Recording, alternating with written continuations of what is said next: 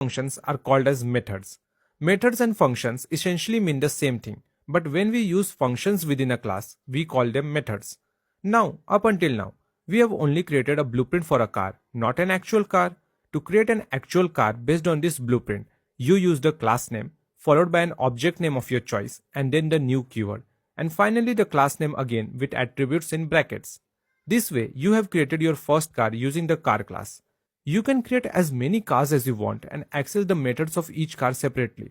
These objects are also called as an instance of a class. Let's get back to creating our basic program. You start by defining a class with the same file name, and then there is something important to remember.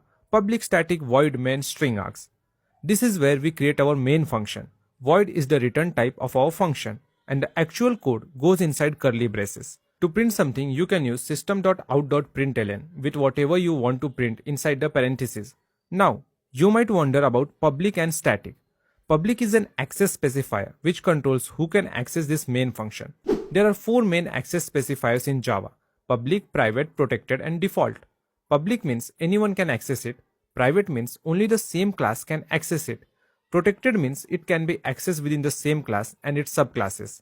And when you don't specify any access specifier, it defaults to package private, which means it can be accessed by anyone within the same package, but not from outside. Now, let's talk about static. Static is used to create variables and methods that belong to a class rather than an instance of a class. For example, in our car class, you can access variables and methods after creating an object. But if you declare a static variable, like number of cars, and increment it in the constructor, you can access the number of cars without creating an object. This is different from non-static variables and methods. Since static variables and methods belong to the class itself, objects created from that class share the same value for static variables. If you change the value of a static variable in one object, it reflects in all other objects too. Now, our main function is the entry point of our program, so it needs to be accessible without creating an object. That's why we use the static keyword. And then string args is used to pass command line arguments to our Java program. Once you are done with your coding, you can use javac followed by your file name to compile your Java code into bytecode. Then use Java followed by your file name to run your Java program. This was Java in 5 minutes, and here